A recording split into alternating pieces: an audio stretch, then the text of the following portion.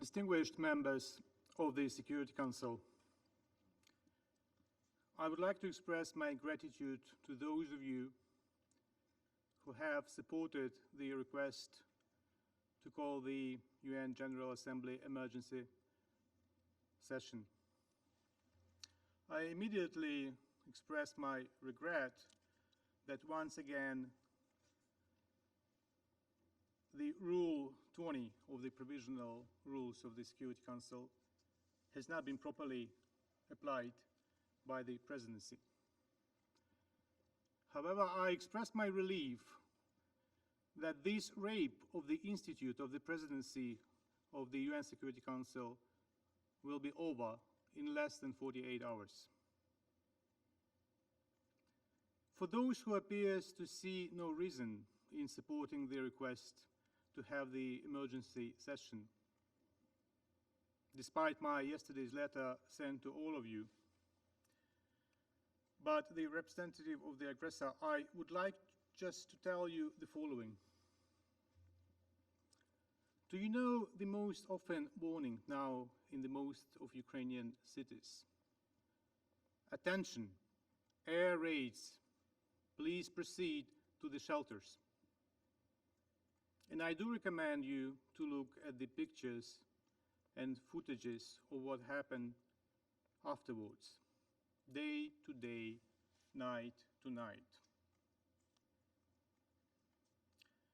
I will continue to invite all members of the Security Council to join the catharsis, this purgation of this institution that will only save this institution for next generations. Russia persists in its aggression despite the initial plan of Blitzkrieg. And it failed, and we all see it.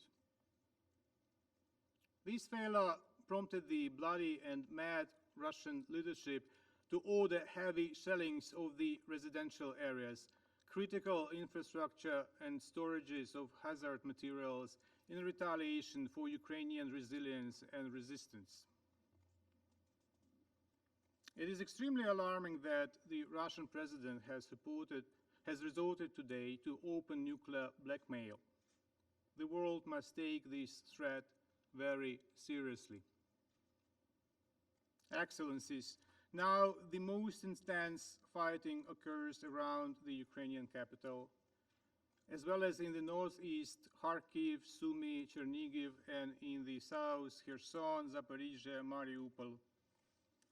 Long-range operational and tactical aircraft, high-precision long-range weapons, multiple rocket launcher systems are widely used against the Ukrainians.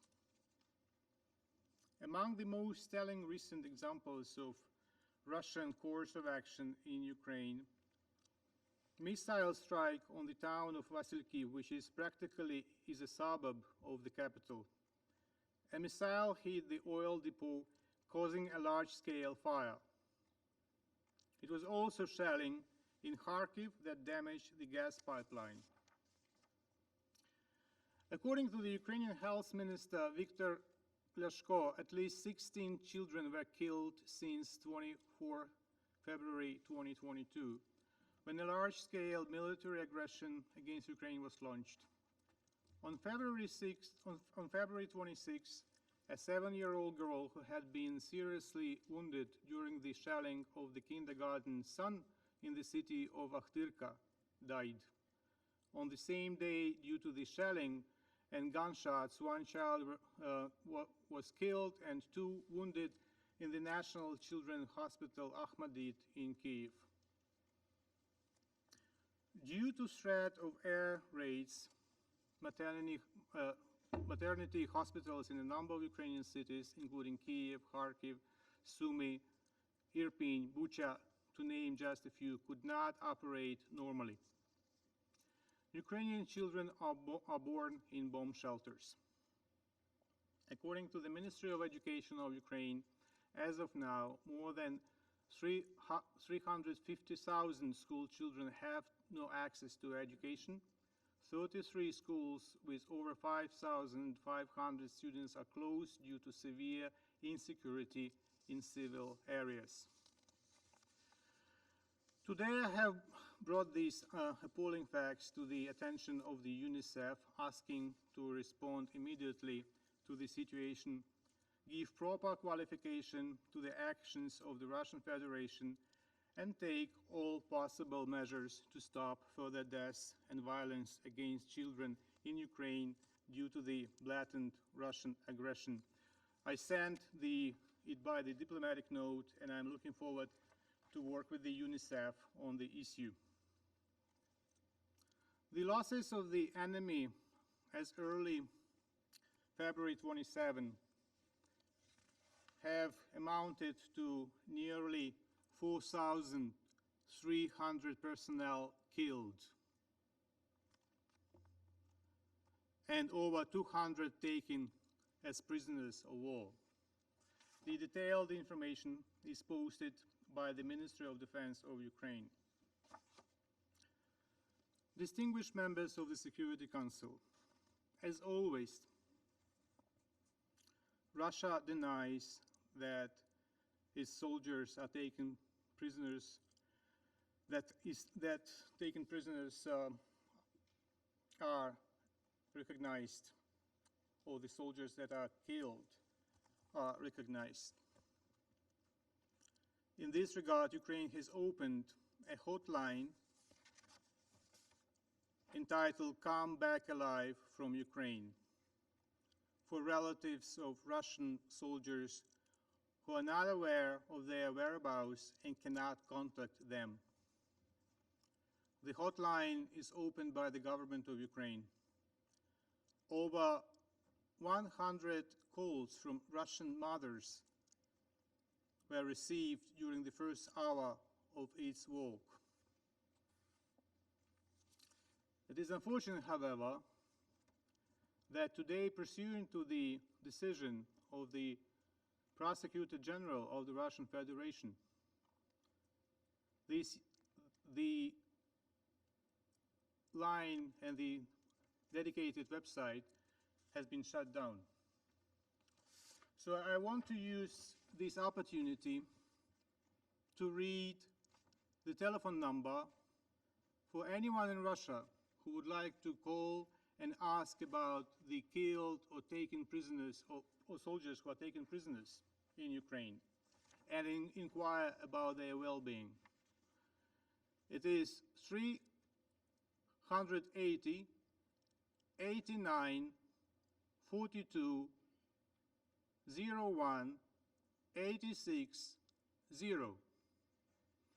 We will distribute this information after the meeting, and I hope that after I read this number, the Russian Federation and its government would not shut down the website of the United Nations. We condemn that Belarus is being deeply engaged in the armed aggression against Ukraine. Since the beginning of the Russian aggression, this country has provided its territory for Russian offensive. Today, the Ukrainian city of Zhytomyr, in fact the airport of Zhytomyr, was hit by Iskander missiles launched from the territory of Belarus. What an invitation for the negotiations at the border of Belarus.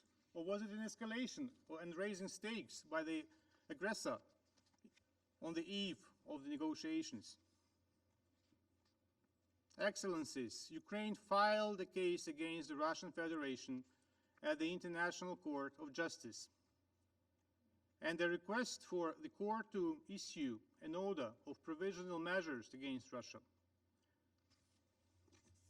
We will distribute this information, and very soon, if it's not already there, it will be available on the site of the court. Ukraine seeks an emergency hearing and an order by the court that Russia must cease its unlawful attack on Ukraine. Russia will have to answer for its behavior at the World Court in The Hague. The court has jurisdiction to hear Ukraine's case and to order emergency measures on the basis of the Convention on the Prevention and Punishment of the Crime of Genocide, so-called Genocide Convention. The Genocide Convention is one of the most important international treaties drafted in response to the horrors of the World War II and the Holocaust. Russia, however, has twisted the concept of genocide and perverted the solemn treaty obligation to prevent and punish genocide. It has made an absurd and unfounded claim of alleged genocide as a justification and pretext for its own aggression against Ukraine and violation of the sovereignty and human rights of the Ukrainian people.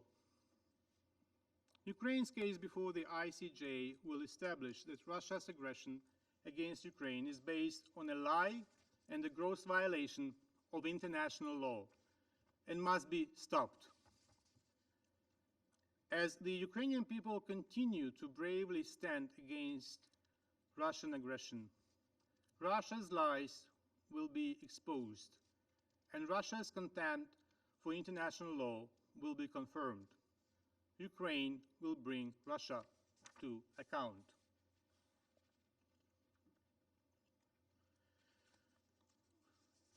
I will switch to Russian. В завершение To conclude, я хотел бы I обратиться wish лично к to послу turn personally Российской to the Федерации. ambassador of the Russian Federation.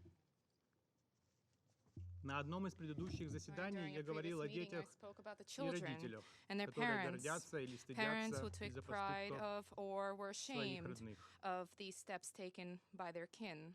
Мне показалось тогда, It что seemed вы to me at that приняли point мои слова that очень лично. you took my words very personally. Я был бы готов I взять would свои be слова обратно, ready to если take my words вы back последуете if you were to примеру follow своего the коллеги example of your Олега colleague, Анисимова, Oleg Anisimov, главы делегации Российской head of the Федерации на delegation of the Russian закрытии Federation for the межправительственной closure of the экспертной группы intergovernment expert по group изменениям on климата, climate change, Intergovernmental the Panel on Intergovernmental Climate Panel Change. on Climate Change. Сегодня в ответ на Today, эмоциональное in response выступление to the украинской emotionally charged делегации, statement of the Ukrainian delegation, а нам сейчас сложно and говорить it без is эмоций, difficult now for us to speak without он emotion, сказал, что, he я said, цитирую, and I quote, те, кто видят that those происходящее, who see what is taking place не находят никакого оправдания can find нападению no на justification Украину. for the attack against Конец цитаты. Ukraine. End of quote. Это было сделано на This закрытой was части мероприятия. delivered during the open part, the Однако closed part подтверждено of the event, but it was несколькими confirmed участниками, by a number of participants а позже и самим and господином subsequently Анисимовым. by Mr. Anisimov himself. В жизни всегда есть место There's выбору. always place in life for choices. There Например, are always options.